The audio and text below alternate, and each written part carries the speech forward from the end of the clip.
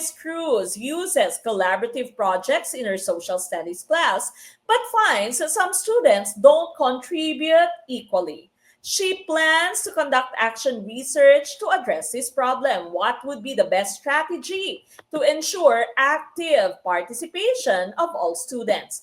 Assign group leaders to monitor participation, require students to submit self-assessments. Letter C, implement individual accountability measures as part of the grading criteria. Or letter D, allow students to choose their own group members. What is our choice?